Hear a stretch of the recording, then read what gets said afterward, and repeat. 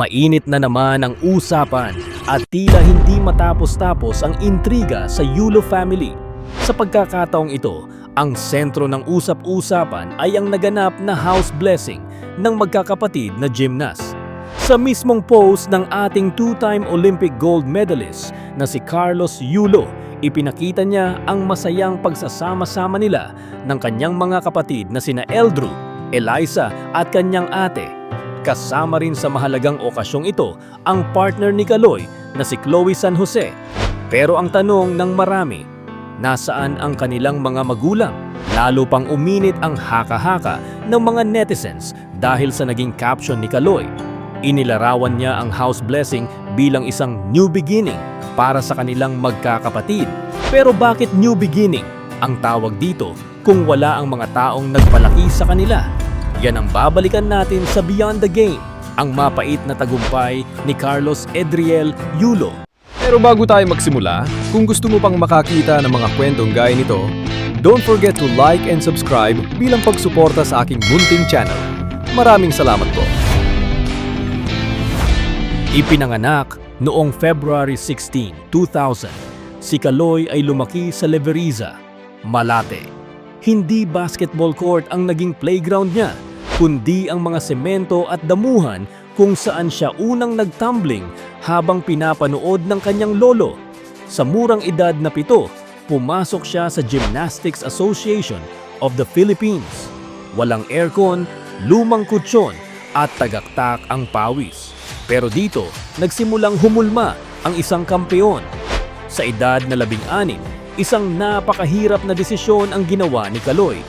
Kinailangan niyang iwan ang kanyang mga magulang at kapatid para mag-training sa Japan. At sa Japan, mag-isa niyang hinarap ang kultura ng mga Hapon, ang matinding disiplina ni Coach Munehiro Kugimiya at ang lungkot ng pagiging malayo sa bayan. Maraming gabi na iyak ang naging hapunan niya dahil sa pagod at pressure, pero tinitiis niya ang lahat para sa pangarap na maiyahon ang pamilya sa hirap. At isang gabi sa Paris, isang buong bansa ang hindi nakatulog. Sa loob ng Bercy Arena, nasaksihan ng mundo ang isang himala. Dahil hindi lang isa, kundi 2 beses iwinagayway ang watawat ng Pilipinas sa pinakamataas na pedestal, sa floor exercise. Si Carlos Yulo ang naging kauna-unahang lalaking Pilipino at unang gymnast mula sa Southeast Asia na nakakuha ng Olympic gold. Sa sandaling iyon, ang luha ni Kaloy ay luha ng buong sambayanan. Fulfills his potential. It's a marvelous moment for Yulo. There's been so much pressure on him to perform at his best. White House, it'll take a while.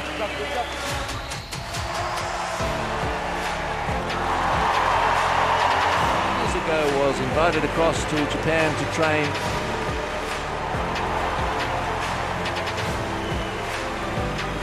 At kinabukasan, akala ng marami ay sapat na ang isa, pero hindi pa tapos si Kaloy. Dahil sa men's vault, muli niyang pinatunayan ang kanyang galing, nang muli niyang tinalo ang pinakamagagaling sa buong mundo at gumawa ng history. Dahil sa loob lang ng 24 na oras, naging kauna-unahang Pilipino siya na nakakuha ng 2 ginto sa isang Olympic Games. Isang achievement na tila pangarap lang dati, pero ginawa niyang realidad.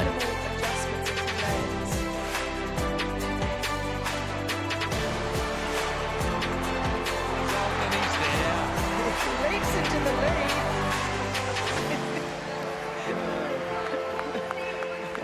Yulo's picked up 2 more gold. And his legend will be a big one. Subalit matapos manalo ng 2 gold medals, kontrobersya naman sa pamilya ang hinaharap ni Carlos Yulo dahil tila hindi pa rin natatapos ang dilim ng kontrobersya sa pagitan ni Carlos at ng kanyang ina, si Angelica. Sa isang viral na pahayag, binasag na ni Kaloy ang kanyang katahimikan tungkol sa tunay na pinag-ugatan ng kanilang alitan, mula sa pera hanggang sa pag-ibig. Unang inungkat ni Kaloy ang issue sa kanyang incentives noong World Gymnastics Championships noong 2002.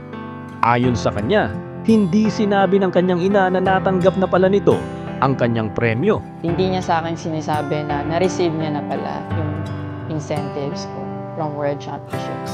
Dagdag pa ng Olympic champion. Para kay Kaloy, hindi ang halaga ng pera ang mahalaga, kundi ang prinsipyo. Binigyang diin niya na ginalaw ang kanyang incentives nang wala siyang consent. Sa katunayan, hawak ni Angelica ang kanyang bank account kung saan pumapasok ang kanyang monthly allowance. At doon niya lang nalaman na inuubos na pala ang laman nito. Eh, nung nakuha ko na yung bank account ko po na yun, doon ko po nalaman na inuubos niya po yung laman na. Eh, nasa akin po yung mga bank statement ng binigay. Bukod sa pera, ipinagtanggol din ni Kaloy ang kanyang girlfriend na si Chloe San Jose na itinuturo ng kanyang ina na punong dulo raw ng gulo at naglalayo sa kanya sa pamilya. Pero ayon kay Kaloy, ang hindi nila pagkakaintindihan ay nagsimula dahil ayaw na agad ng kanyang ina kay Chloe kahit hindi pa sila nagkikita ng personal. Aray ko! Hinusgahan daw agad ni Angelica si Chloe base lamang sa pananamit at pag-akto nito dahil sa kinalakihang kultura sa Australia.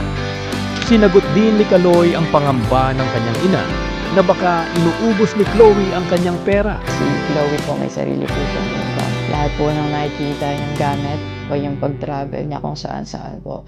Galing po yun sa pinagpagura niya po. Itinanggi rin ni Kaloy ang issue tungkol sa pagpapatuloy ni Chloe sa kanyang apartment. Ayon sa kanya, wala sa kontrata na bawal ang guest. Sa katunayan, mismong ang kanyang former coach mula sa Japan ang nag-imbita kay Chloe na bumisita at mag-hangout doon. Binalikan din niya ang insidente sa Baguio nung ipakilala niya si Chloe sa pamilya kung saan naging maayos at may respeto naman ang pamilya ni Chloe sa kabila ng mga pambabatikos sa kanila sa social media. Sa dulo ng kanyang pahayag, sumingit din si Chloe at inaming nasaktan siya sa mga salitang binitiwan ng nanay ni Kaloy, lalo na tinanggap naman daw nila ang pamilya Yulo ng may respeto at walang judgment. Matapos ang mga mabibigat na pahayag ni Carlos Yulo, hindi nagpaawat ang kanyang inang, si Angelica. Sa isang emosyonal na sagot, binweltahan niya ang mga akusasyon ng kanyang anak tungkol sa nawawalang pera at luhong ibinibintang sa kanya. Yung tungkol sa pera niya. Ninakaw ko, nilustay, winaldas sa luho ko. Sinabi ko sa kanila na walang halong katotohanan lahat. Miling akong maglabas ng mga evidences. Para kay Angelica, ang perception o pananaw lang ni Kaloy ang nagdidikta na may mali, pero handa raw siyang patunayan na malinis ang kanyang konsensya. Hindi rin naitago ni Angelica ang matinding sakit na nararamdaman bilang isang magulang. Inamin niyang masama ang kanyang loob dahil sa bigat ng salitang binitiwan ng kanyang sariling anak. Sa kabila ng lahat ng pait at gulo ng kanilang relasyon, sinabi ni Angelica na masaya pa rin siya para sa nakamit na tagumpay ng kanyang anak. Alam niyang ito ang pangarap ni Kaloy mula pa noong bata ito. Emosyonal na humingi ng tawad. Sa harap ng kamera, humingi ng tawad si Ginang Yulo sa lahat ng masasakit na salitang kanyang nabitawan laban kay Carlos. Hindi rin niya nakalimutang humingi ng paumanhin sa kanyang pagpuna sa nobya ni Kaloy na si Chloe.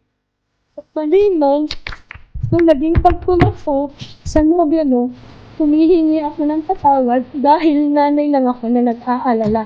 Bagamat hindi na mababawi ang mga nasabi, binigyang diin ni Angelica na bukas ang kanyang pinto, pati na ang ama ni Kaloy, para sa isang maayos na pag-uusap. Ayun lang, handa na ako kung papa mo mag-usap tayo ng bukas ang loob na may pangunawa anumang oras na handa ka.